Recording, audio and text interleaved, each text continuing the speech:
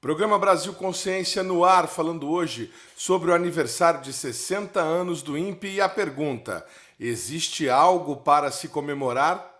No programa de hoje você vai ter detalhes da solenidade oficial de celebração, informações sobre o satélite Amazônia e sobre o VS-50.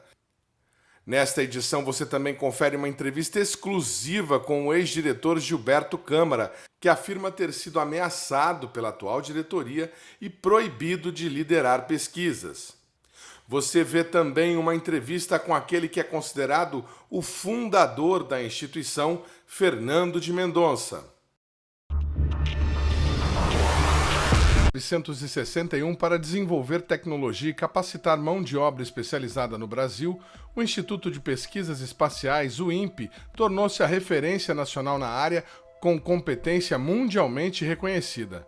A sede do Instituto fica em São José dos Campos, no estado de São Paulo, onde estão algumas das principais instalações, como o Centro de Rastreio e Controle de Satélites e o LIT, o Laboratório de Integração e Testes de Satélite. O LIT representa uma capacidade no Brasil para montagem, integração e qualificação de produtos espaciais. Ele garante capacidade no Brasil para completamente montar, testar, integrar produtos espaciais, satélites. O INPE também tem importantes instalações na cidade de Cachoeira Paulista, onde estão o Centro de Previsão do Tempo e Estudos Climáticos, que fornece a previsão para todo o país, além do Laboratório de Propulsão e Testes, que desenvolve estudos em combustíveis para uso no espaço. A base de etanol e etanolamina e mais um catalisador nele. E eles são hipergólicos. Hipergólico é isso aqui, gente.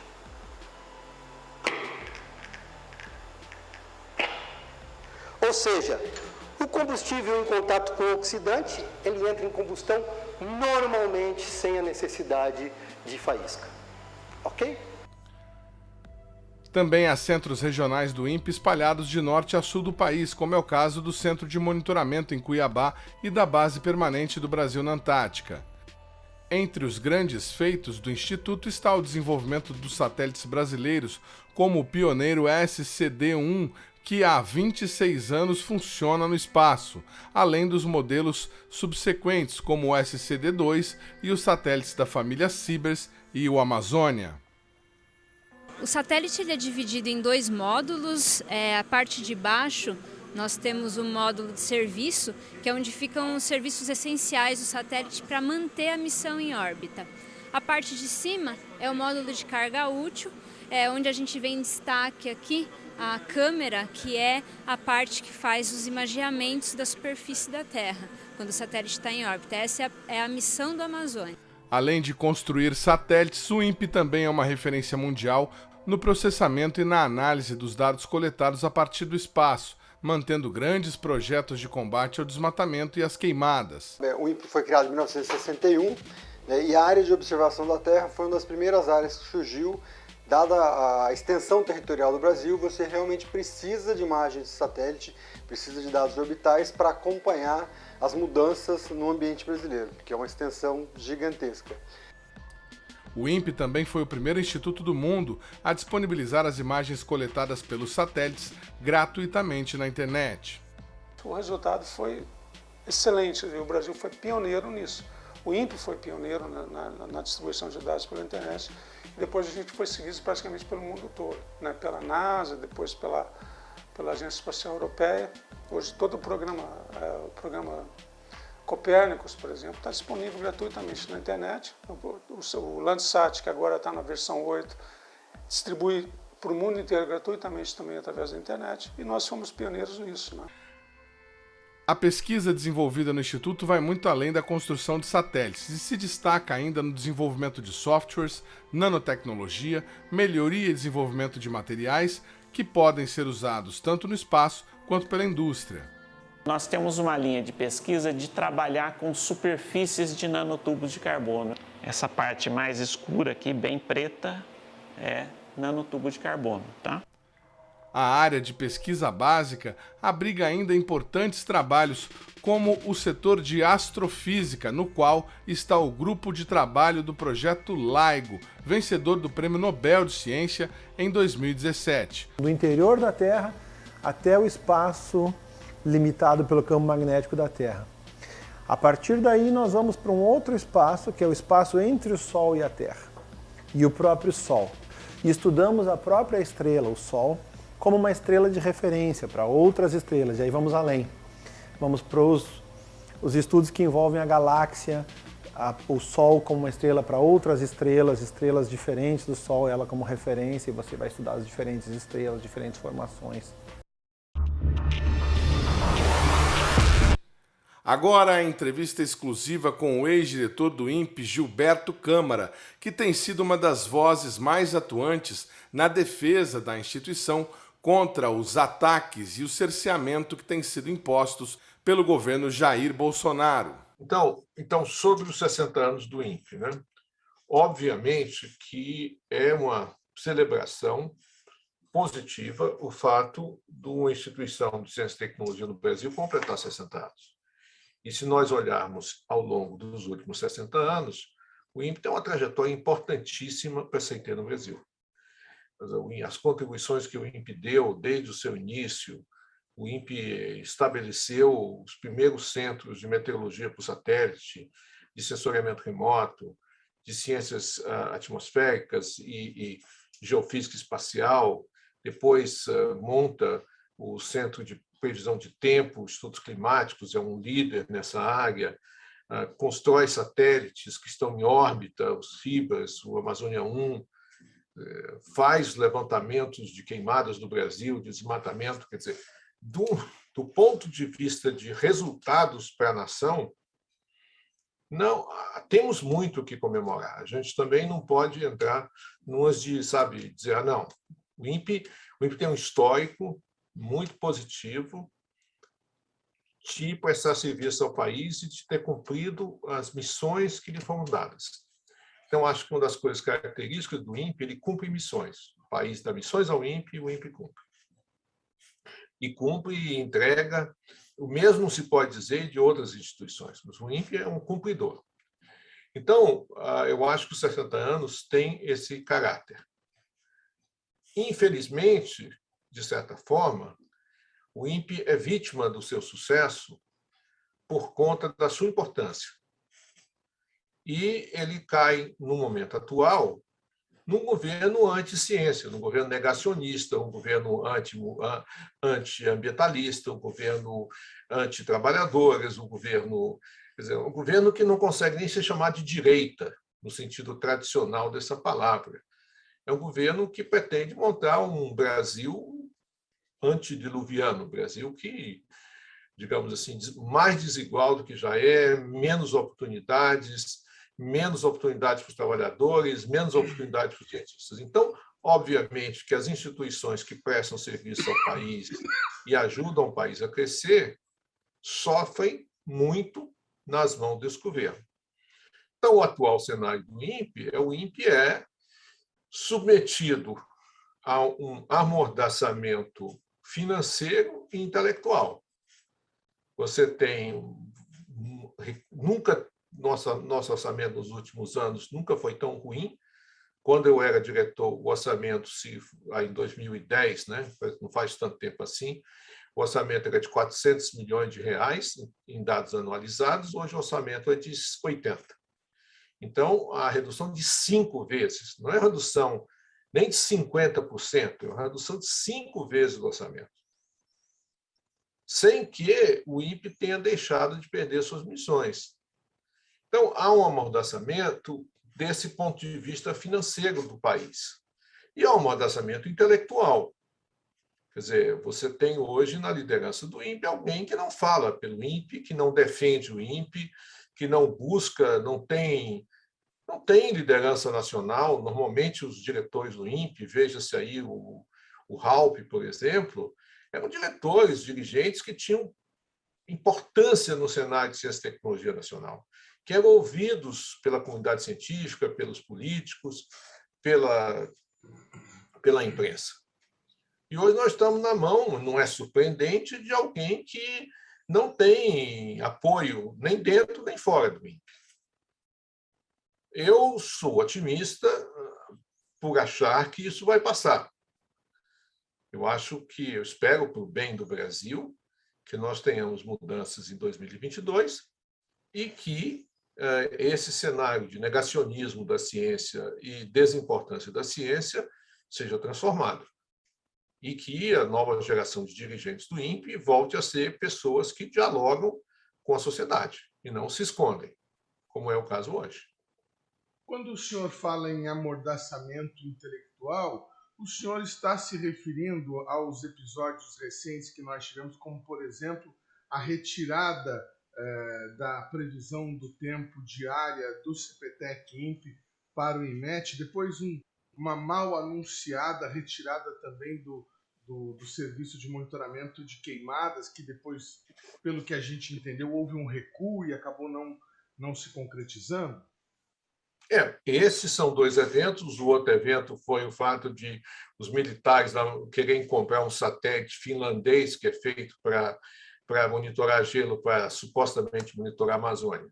Quer dizer, o INPE perdeu a sua face de dignidade, de dizer isso não se faz, eu tenho a minha missão, eu estou cumprindo. No caso das queimadas, foi uma vergonha. O diretor do INEMET anunciou na frente da ministra que, a partir daquele dia, sem comunicar a ninguém, ele faria os riscos de queimadas. Foi tão absurdo que deu para trás, mas não deu para trás porque o diretor do INPE fez alguma coisa, deu para trás porque a grita da imprensa foi muito forte. A questão, o atual cenário é desastroso, por quê? Porque a posição da direção do INPE é: se a gente precisa fazer alguma coisa, uma missão, previsão do tempo, fazer satélite, fazer monitoramento, desmatamento, e não tem dinheiro, a gente paga o que está fazendo. E devolve para o INEMET, ou devolve para os militares o monitoramento, ou devolve para o IBAMA, e não faz mais satélite. Quer dizer, a reação é: não vou mais fazer. Ou seja, negar a missão do INPE, e com isso, a persistir, você leva o INPE à extinção. Porque se ele deixa de cumprir as suas missões, qual é a relevância que a instituição tem? Uma instituição que tinha missões, cumpria suas missões e para de cumprir, ela perde sua relevância. Então, em lugar de lutar por mais recursos, em lugar de buscar parcerias, em lugar de parcerias internacionais, recursos que estão disponíveis para investimento no INPE, é uma coisa maluca. Existem muitas instituições dispostas a investir no INPE em termos, por exemplo, do nosso monitoramento. Os chineses continuam querendo manter a parceria internacional com o INPE. Eu estive na China, ouvi isso de dirigentes chineses importantes. Nós queremos continuar trabalhando para o Brasil. Então, a atual gestão do Ministério e a atual direção do INPE se negam a cumprir as missões. É uma mentalidade que só pode prosperar num governo anti-ciência, que é, infelizmente, o momento que a gente está hoje. É engraçado a menção às missões do INPE. Nós temos, nesse momento, parte do LIT, o Laboratório de Integração e Testes de Satélite, estrutura que foi ampliada recentemente, supostamente sob a justificativa, né, para fazer a integração dos próximos satélites geoestacionários brasileiros, e que, nesse momento, está com parte da sua estrutura desligada, fechada, não está em funcionamento. Esse estrangulamento financeiro também provoca o desligamento do supercomputador em Cachoeira Paulista por conta da sua obsolescência e a não substituição, e também um certo corte de trabalhadores que não eram efetivos no INPE, mas que mantinham bolsas e tudo mais. Dr. Gilberto Câmara, uma coisa que chama a atenção é que nós não temos tido manifestações de funcionários do INPE. Na conversa em conversas que nós tivemos com alguns deles, é grande o temor de retaliações. O senhor acha que o INPE também está sendo censurado nesse momento? Com certeza. Quer dizer, o atual diretor, ele é uma pessoa que, na falta de poder liderar a instituição, ameaça. Eu fui ameaçado pelo atual diretor ainda recentemente. Fui proibido de continuar liderando projetos de pesquisa. Eu sou um dos pesquisadores mais sêniores que o INPE tem. O senhor foi ameaçado pelo atual diretor? Eu tenho isso no papel. Ameaçado e proibido de liderar pesquisas no INPE. Está por escrito. Eu entrei na justiça contra o diretor do INPE e ele disse isso, que eu não posso fazer pesquisas, não posso liderar pesquisas. Aí é o seguinte, aí é covardia mesmo, aí é falta de coragem. No caso do LIT, o diretor tem medo da Advocacia Geral da União. Nós estabelecemos uma situação em que a Advocacia Geral da União, em São José dos Campos, estabelece o que o diretor faz e o que o diretor não faz, e o diretor tem medo disso. Eu nunca tive medo, eu sempre fui atrás dos recursos. Tomei ações de improbidade, ganhei na justiça, fui denunciado no Tribunal de Contas, ganhei no tribunal. Porque é o seguinte, não dá para ser gestor do INPE e ser covarde. E aí, a manifestação da covardia é ameaçar as pessoas que trabalham dentro do INPE hoje, né? Então, muita gente teme esse cenário. Eu lamento que nós tenhamos chegado a esse ponto, e isso aí é uma vergonha. Quer dizer, eu liderei no INPE, o sindicato foi formado no tempo da ditadura, e havia uma geração que não se baixava à ditadura, que lutava. E havia um clima de tolerância. O que eu acho interessante dentro do INPE é que, mesmo na ditadura, havia uma certa tolerância em relação à dissidência, desde que acompanhada por competência. Você diz assim, tá bom, o cara é de esquerda, mas ele é competente, então eu quero que ele trabalhe, quero dar condições para ele trabalhar. Agora, como eu disse, é um governo que só tem a lógica de perseguição e de ameaça, porque falta todo o resto. Na época da ditadura, nós tivemos diretores ligados ao regime militar. Mas é de se reconhecer que eles buscavam o INPE ir para frente. Eles eram impianos no sentido de dizer, não, tudo bem, eu ouvi isso de diretores. Tudo bem, você não gosta dos militares, mas você trabalha bem. Então, fica comigo. Faça o que você está fazendo aí, faça bem feito. Então, havia espaços, por incrível que pareça, de debate. Hoje, na falta de visão, se tem uma estratégia punitiva. Também acho, Edmond, que é uma questão geracional. A minha geração, e de muitos que fundaram o sindicato, ela lutou na época da ditadura. E teve colegas perseguidos, mortos. E ela aprendeu o seguinte, você não ganha nada se intimidando. Essa geração que está agora, ela não viveu a ditadura, ela não teve que tomar a decisão de enfrentar o regime militar. Então, ela já quase que nasceu na redemocratização achando que todo mundo era bonzinho, que não era necessário para o cientista o enfrentamento das questões do Brasil, que poderia o cientista ficar na Torre de Marfim. Então, essa geração não sentiu o que é, como diria o poeta, viver sob uma ditadura, servir sob uma ditadura. Então, sente-se isso, não é só no INPE, é na política brasileira, a falta que faz um Ulisses Guimarães, por exemplo. Então, eu também acho que isso é uma questão, eu imagino que a geração que viveu sob Bolsonaro, algum dia vai amadurecer e vai ter mais capacidade de questionar esses tipos de comportamento fascista do que essa geração aí que está hoje no INPE, por exemplo, que é uma geração acostumada com uma democracia que não existe, por enquanto, no Brasil. Foi tirada deles e eles não se acostumaram a lutar para ter. Tá certo.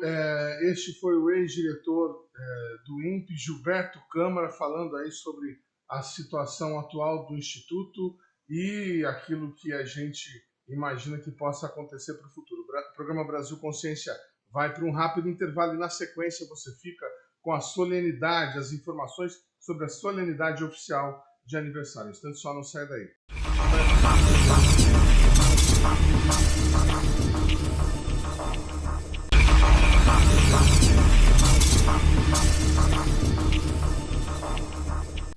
Segundo bloco, o programa Brasil Consciência de volta e vamos direto a informações sobre a cerimônia oficial de celebração pelo aniversário do INPE, que foi simples e realizada no auditório do LIT para um pequeno grupo de convidados.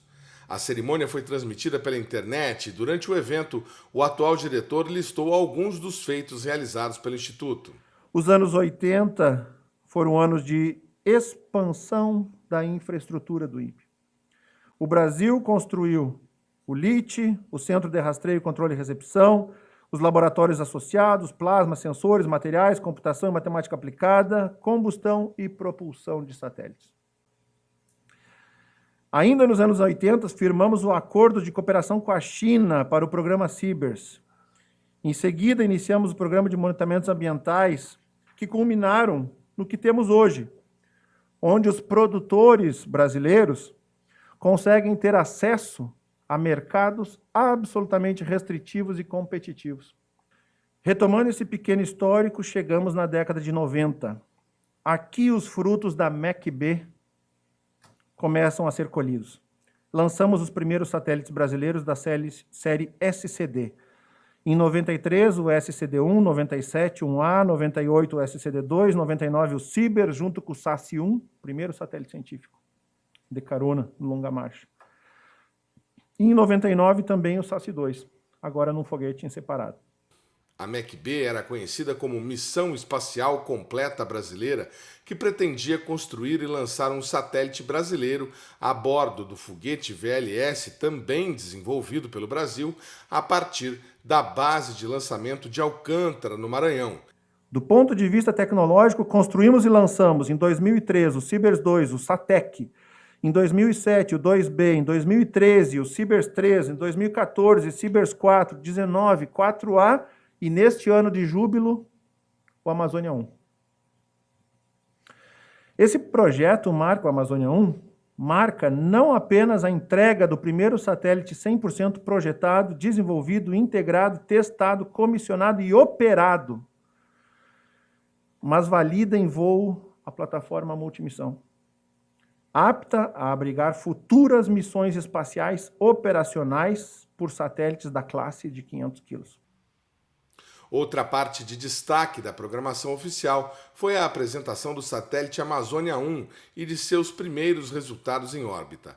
A apresentação ficou a cargo do coordenador do programa, Adenilson Silva. Aí está. Este foi a concepção artística do Amazônia 1, muitos anos atrás, né? Que nós trabalhamos em parceria com todas essas instituições. Inúmeros desafios foram enfrentados. Somente para deixar claro do que nós passamos, nós tivemos que reconfigurar este sistema 3 vezes para que ele pudesse chegar em condição de voo. Por diversos fatores, nós tivemos que fazer essas adequações. E, felizmente, conseguimos lançar com sucesso em 28 de fevereiro deste ano. को PSLV C-51 Amazonia 1 मिशन का प्रक्षेपण प्रथम प्रमोचन मंच से होने जा रहा है. A missão Amazônia 1 é uma missão que foi idealizada para oferecer um produto de sensoriamento remoto. Só que, por detrás desse produto, existia toda uma estratégia que era desenvolver a nossa primeira plataforma da classe de 500 quilos, né, que é um satélite de porte pequeno, médio, vamos dizer, e que pudesse atender não somente uma única missão, mas que pudesse atender diferentes missões. Onde estava, então, o grande ganho dessa missão? Ela estava em oferecer um produto operacional e, posteriormente, reduzir custo e prazos para outras missões. E também, de alguma forma, permitir que se tivesse uma cadência de encomendas para a indústria, porque o que nós sabemos, o que é fundamental para um produto no espaço, ele tem que ter herança. Se ele não tiver herança, dificilmente ou ninguém vai conseguir contratar ou comprar esse produto. Então, o Amazônia 1 se prestou também para esse ponto, que é desenvolver produtos inéditos e validá-los em voo. É um sistema totalmente brasileiro no seguinte aspecto: o projeto, o desenvolvimento, a integração e teste foi toda feita por nós. É um projeto que muitas vezes eu coloco o seguinte: nós partimos de uma folha em branco e entregamos um objeto operando no espaço. Então, nós tivemos, como que se diz, um processo de ganho incremental de maturidade e ganho de conhecimento no projeto espacial. E, com certeza, baseado no que nós temos e no que nós passamos, na área de satélite hoje, pode-se dizer com extrema tranquilidade, nós estamos num outro patamar. Um patamar porque nós passamos pelo ciclo completo de desenvolvimento de um satélite dessa complexidade.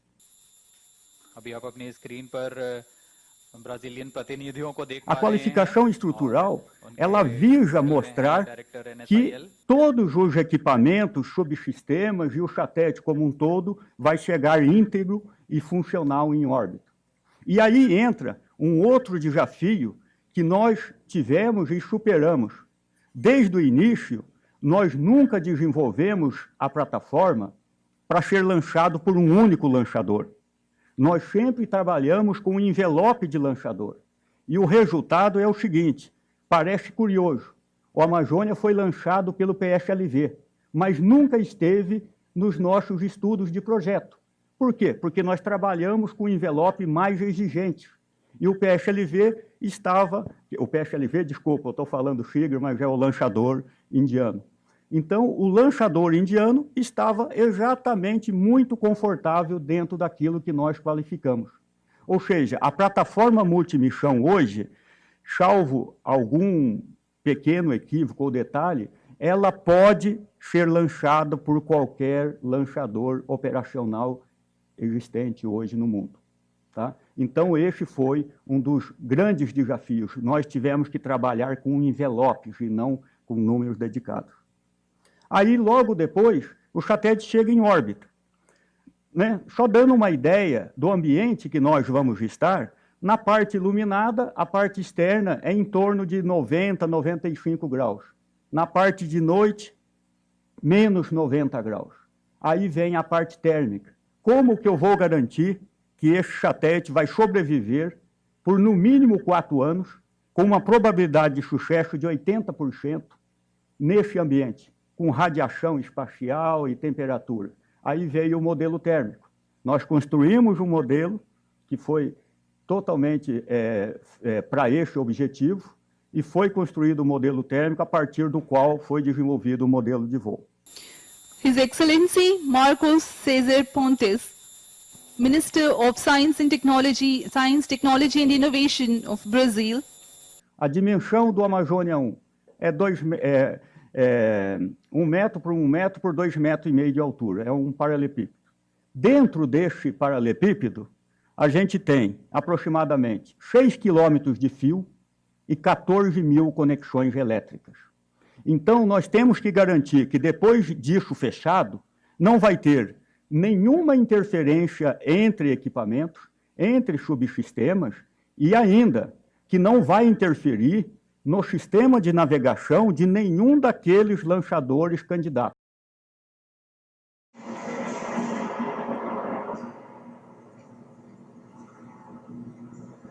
Então, a gente vê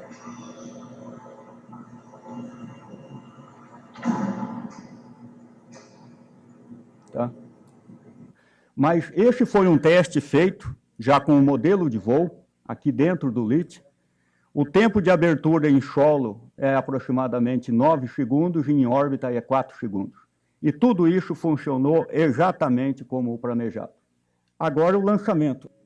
Esse é o Amazônia 1 indo para o destino final dele. 10, 9, 8, 7, 6, 5, 3, 2, 1, 0.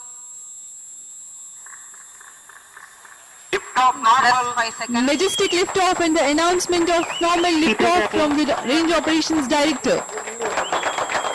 सफलतापूर्वक उत्थापन PSLV C-51 का अपने मिशन की ओर अग्रसर।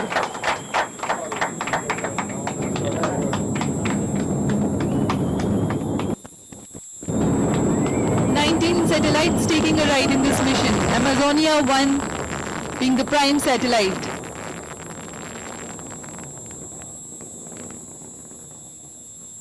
Stage performance normal.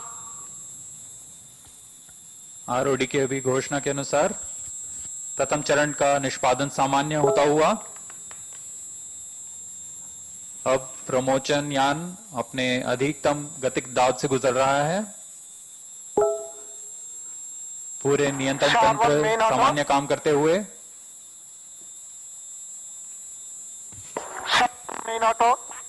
The PS-1 performance is according to the expectation for this mission. Both the strap-ons have ignited on ground. It's 1 minute 15 seconds into the launch. Altitude 40 kilometers. All the ground-lit strap-ons are separated. Core stage will continue to burn for 1 minute 50 seconds. Então agora a gente vai para as primeiras imagens. Essa foi uma imagem tirada aqui da região de São Paulo, né? 3 dias depois do lançamento. É uma imagem que praticamente sem nenhuma correção, é somente para verificar a saúde das câmeras e dos equipamentos. Uma outra imagem da represa de Sobradinho, mas fica nítido aí, a gente já vê a qualidade né, do produto que está sendo gerado. Uma região agrícola de Luiz Eduardo Magalhães, na Bahia. Aí na tela não é visível, mas no monitor com melhor resolução, é incrível que a gente verifica canais de irrigação e separações de talhões em uma câmera com 830 quilômetros de SWAT e 64 metros de resolução. Aqui é uma imagem de Istambul, na Turquia. A gente vê o canal de Bósforo, está pouco visível, mas se vocês olharem um pouco lá em cima, dá para a gente notar a ponte. A gente consegue ver pontes, tá? Então, existe uma perda grande do que eu estou vendo aqui na tela e o que está sendo projetado aí. A gente consegue ver barcos aí no lago. A PMM se mostrou, e hoje, né, do ponto de vista de engenharia, a gente não tem dúvida nenhuma. É um projeto simples, robusto, confiável e capaz de atender uma diversidade enorme de aplicações. Sejam elas científicas, sejam elas de sensoramento remoto óptico, radar. A gente tem estudos, por exemplo, que poderíamos voar um radar na banda X, pelo menos de excelente qualidade, excelente produto nessa plataforma. Tá? É resultado, né, de uma cooperação de diversas instituições, principalmente o MCTI, o INPE, a IEB, com grande participação da indústria. Proporcionou avanços em diversas áreas do conhecimento. Nós fizemos a integração completa, aqui liderado pelo LIT, de um satélite dessa complexidade. Fizemos o projeto, né, e toda a parte de sistema na engenharia. A parte de infraestrutura fez o LEOP, colocou o satélite na posição correta numa órbita que a cada 5 dias ele é capaz de tirar uma imagem de qualquer parte do globo. Tá? A gente fez uma campanha de lançamento que, só para dar uma ideia, somente de equipamentos foram 23 toneladas levadas para a Índia, né? No meio de uma, como é que se diz, de uma pandemia. Quis o destino que o Amazônia 1 fosse lançado no meio de uma pandemia, onde as dificuldades foram ainda maiores. Consolida o Brasil na capacidade de desenvolvimento de satélites complexos, de 3 eixos, tá? Permitiu o domínio do ciclo completo, envolvendo todas as fases, projeto, engenharia, solo e operação. Os resultados em órbita que nós estamos obtendo são muito melhores do que nós especificamos. Mas não é que nós erramos, vocês erraram. Não tem esse tipo de coisa. É que, como é uma plataforma de multimissão, o Amazônia 1 não precisa nem da metade do que a plataforma pode oferecer. Então, como ela foi projetada para atender missões muito mais exigentes, um radar ou uma missão científica com apontamentos precisos muito maiores do que isso, hoje no Amazônia estamos completamente confortáveis. E resultados, eu trabalho com engenharia, às vezes eu gosto de falar em números. A estabilidade, o que é? O quão estável que ela devia estar. A especificação, a gente especificou que era 1/1000 de grau por segundo, 10 a menos 3. Nós estamos observando algo em torno de 10 a menos 5. Tá? Então, e por aí vai. A questão de energia também tinha. Então, hoje, o que é que se pode se dizer?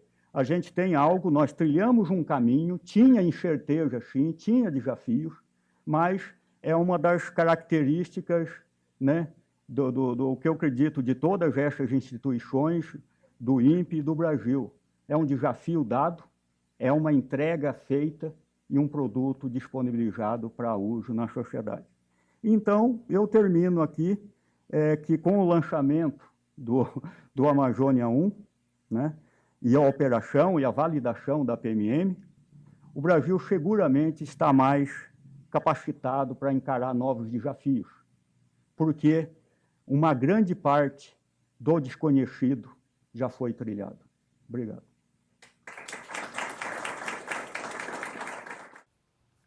Uma informação que pode interessar muito aos estudantes e aspirantes da área aeroespacial brasileira foi o da realização de um evento da International Space University em São José dos Campos em 2023. Mais uma conquista para a nossa cidade em parceria com o INPE, que é a vinda da International Space University em 2023. Só falta, né, Mônica, 1 milímetro de confirmação. A gente vai receber uma delegação para validar as últimas providências, mas isso é, na minha opinião, formalidade. Nós teremos aqui em 2023 o maior evento global, né, da ISU aqui, do espaço, com 300 pessoas, entre astronautas, pesquisadores, pós-doutores, alunos, as atividades que virão durante 11 semanas, 300 pessoas estarão aqui, a cidade vai respirar espaço, graças a Deus. O INPE foi difícil do ponto de vista orçamentário. O que está sendo feito para corrigir o custo esse ano e qual que é a projeção para 2022? Nós temos investido para manter atividades, principalmente atividades da área de ciência aqui no INPE, o Nanomirax é um dos casos, e para o ano que vem nós temos a palavra lá do nosso secretário executivo adjunto, que se está trabalhando para a recomposição do orçamento, no mínimo um pouco acima do que era 2019. Então não é o melhor dos cenários, mas é muito melhor do que as dificuldades que nós vivemos recentemente. A revista FAPESP publicou um artigo dizendo que o INPE está sob cerco no seu aniversário de 60 anos. O senhor concorda com essa avaliação? Eu diria que o INPE, toda vez que ele publica resultados, que ele aponta fatos, algumas pessoas não entendem, né, a complexidade que é isso, o alcance que isso tem. O INPE é uma referência, o INPE apresenta estudos científicos. Cabe depois às entidades de governo e outras, inclusive o setor privado, fazer o melhor uso possível disso. Então o INPE é e continuará sendo sempre muito valorizado. A A gente teve notícias recentes do envio do motor S50 para a base de Alcântara. Vocês lançaram o segundo chamamento público para empresas interessadas em trabalhar lá. Como é que está a instrumentalização de Alcântara para começar a lançar foguete? Quando que a gente deve ver, se é que vamos ver ainda, o primeiro foguete lançado? Bom, vamos separar duas coisas. O motor S50, ele está ainda em desenvolvimento. No final de setembro nós devemos ter o tiro em banco do motor aqui em São José dos Campos. E o que foi feito lá em Alcântara foi um ensaio com um mock-up do motor para testar toda a infraestrutura de solo. Então isso é com respeito ao desenvolvimento nacional. Existem operações previstas com o VSB-30, tanto no final desse ano quanto no início do ano que vem. Agora, Alcântara como um todo, o espaçoporto de Alcântara, está avançando muito bem as negociações com 4 empresas. A gente acredita que a aeronáutica conclua os contratos ainda neste ano e no ano que vem nós já temos lançamentos de satélites a partir de Alcântara.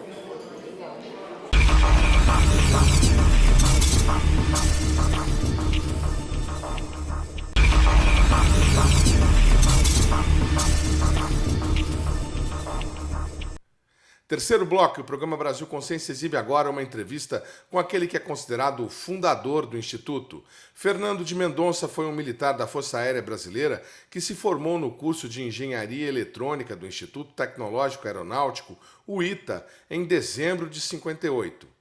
A formatura dele aconteceu com menção honrosa, atribuída a alunos que têm média superior a 9,5 em todas as matérias. Ele também fez doutoramento em radiociências na Universidade de Stanford, nos Estados Unidos, onde recebeu o grau de PhD. Sua história com o INPE começa em 1961, quando Fernando de Mendonça assume o cargo de diretor científico do Grupo de Organização da Comissão Nacional de Atividades Espaciais, o GOCNAI, criado pelo então presidente Jânio Quadros, o que foi considerado como o embrião do INPE. Quando o Instituto foi inaugurado oficialmente em 1971, Fernando de Mendonça tornou-se o seu primeiro diretor. Ele deixou o cargo em 1977 e, a partir de então, tornou-se diretor executivo da Comissão Nacional de Energia Nuclear, cargo que ocupou até o ano de 1982. Ele também é conhecido por outra realização pouco convencional. Fernando de Mendonça construiu um castelo medieval no bairro Torrão de Ouro, em São José dos Campos, local onde ele viveu e trabalha, conforme veremos mais à frente. Fernando de Mendonça é um personagem tão importante na história do INPE que o auditório onde essa entrevista foi gravada leva o nome dele. Eu vim em 54 para São José dos Campos e fazer o ITA, né? Quando eu terminei o ITA, eu já tinha uma ideia do que é que eu ia fazer o INPE. Tá? Aí existia o governo Jânio Quadros e tinha um colega da Força Aérea que foi a presidente e conseguiu criar uma comissão de organização da atividade espacial. E eu estava fazendo depois do ITA o doutoramento fora, no exterior. E ele indicou ao presidente que tinha uma pessoa estudando a área espacial no exterior. E me convidaram, então, para participar dessa organização. Eu não pude voltar do exterior naquele momento, eu tinha um contrato de 1 ano ou 2 de trabalho, uma pesquisa que estava fazendo no órgão americano espacial, que era a NASA. Aí eles me indicaram como representante brasileiro junto à NASA. Aí eu passei 1 ano junto à NASA.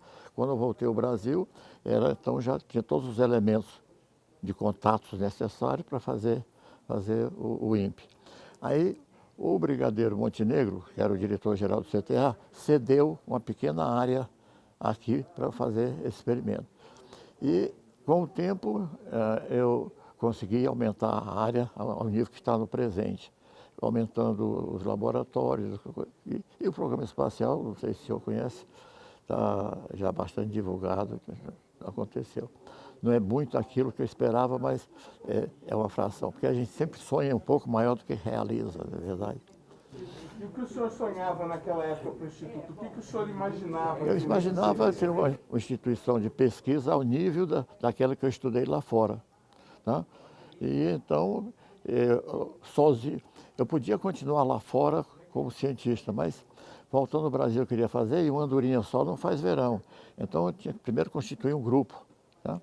Então, esse grupo eu consegui umas 80 bolsas de estudos no exterior para brasileiros qualificados, selecionei das universidades brasileiras bons recém-formados, coloquei aqui e fiz uma seleção desse pessoal e todo ano mandava 5 ou 10 para o exterior e eles voltavam. Enquanto eles não voltavam, eu contratei 26 doutorados estrangeiros para estabelecer o início do INPE e eles vieram no contrato de 2 anos, mas muitos ficaram renovando e no horário que o resto da vida era da Índia, porque o salário lá era mais baixo e eu consegui indivíduos que tinham feito universidades da Inglaterra e nos Estados Unidos a um preço mais barato para mantê-los aqui.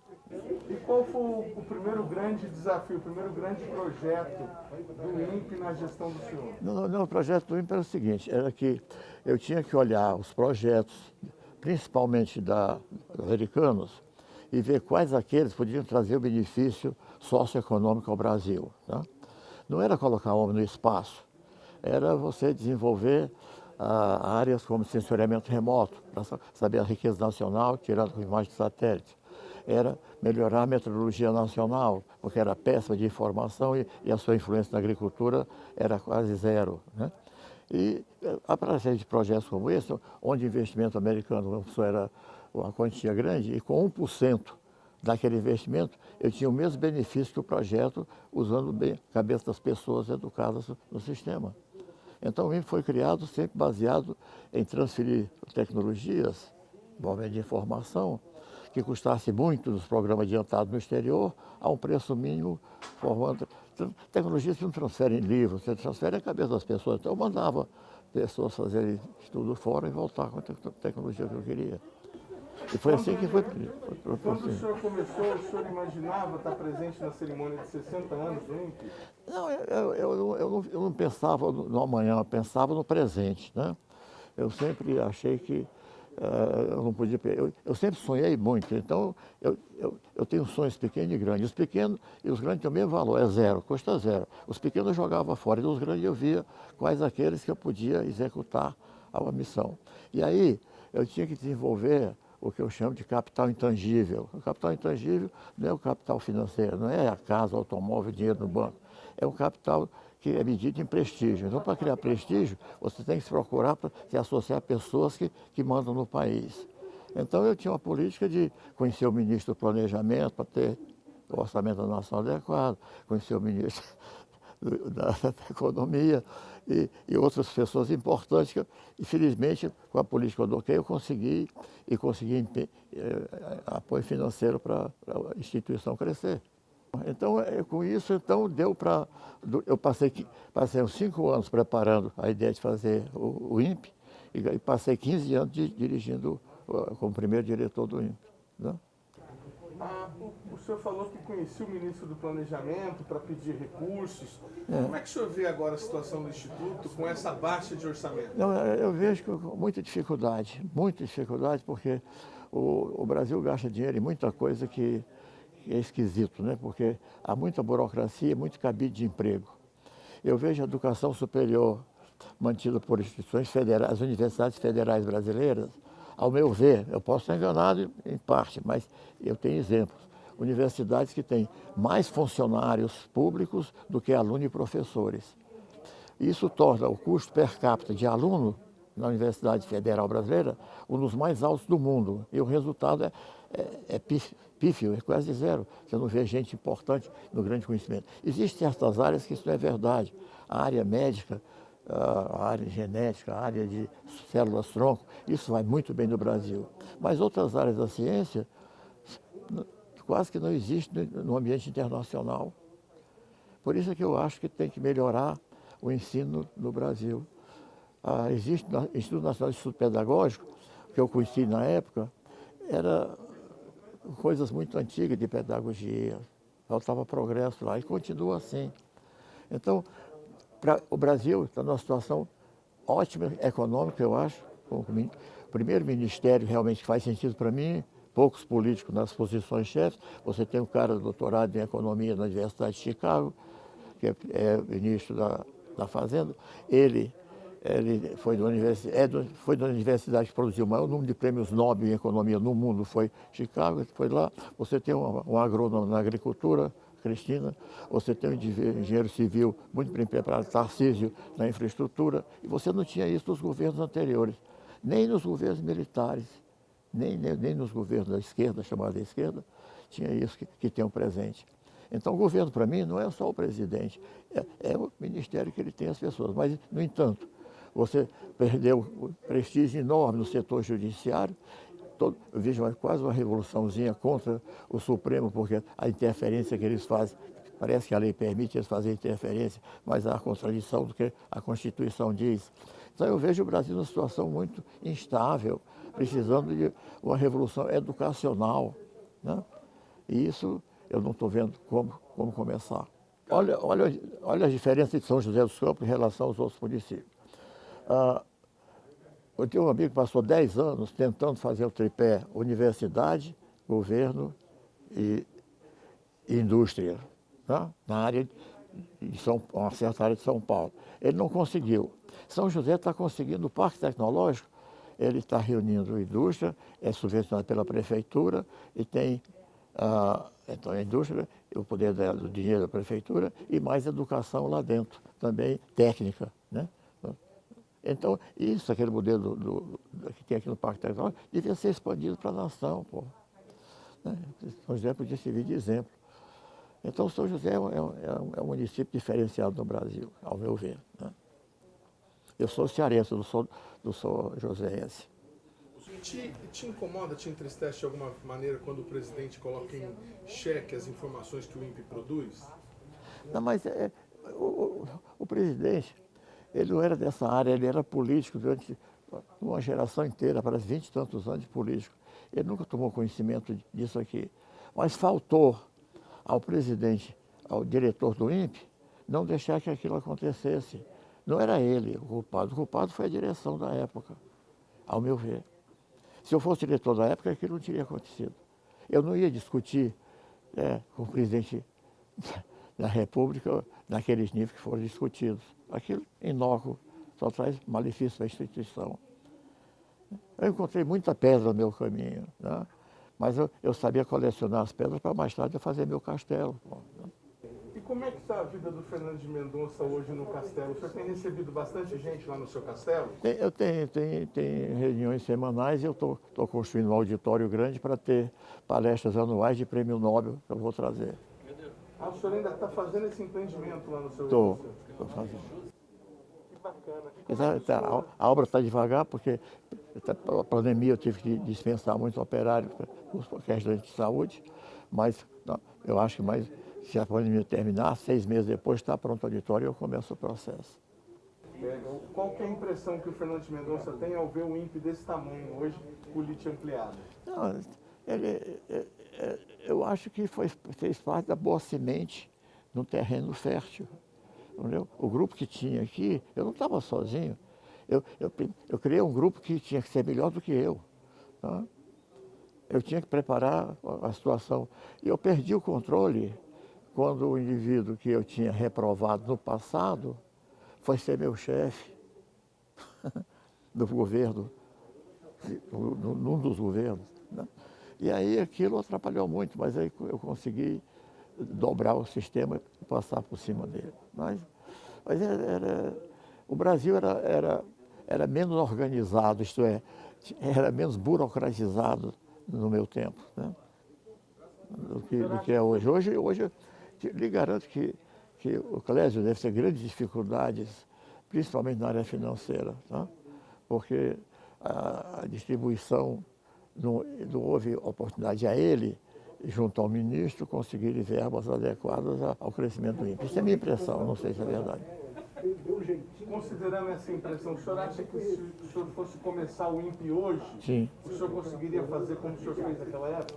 Talvez não. Na verdade, hoje a burocracia é muito séria nesse país. Muito burocratizado, muitas interferências entre os órgãos, né? Então, eu acho que seria quase impossível começar o INPE. Mas o INPE hoje, para mim, olha, se você olhar, todo ano saem os 1000 melhores institutos de pesquisa do mundo. Até poucos anos atrás, eu não sei o presente, mas até 10 anos atrás, o INPE ficava sempre entre os 20 primeiros do mundo, em 1000. Né? Então, foi um sucesso enorme. Né? Eu acho, em termos de ciência e de aproveitamento de novas tecnologias. O Brasil é respeitado lá fora, né, como grupo de cientistas. Não sei como está no momento, porque tem esse processo que eu chamo de inbreeding. Se você se isola do mundo, como eu acho que está meio isolado em relação ao meu tempo, onde ele tem que voltar a ter gente de boa cabeça e passando tempo aqui para melhorar o ambiente geral e o nível de discussão ser elevado, ser mais elevado do que é. As coisas boas podem ser sempre melhoradas. Está bom, mas pode ser melhor ainda, ao meu ver.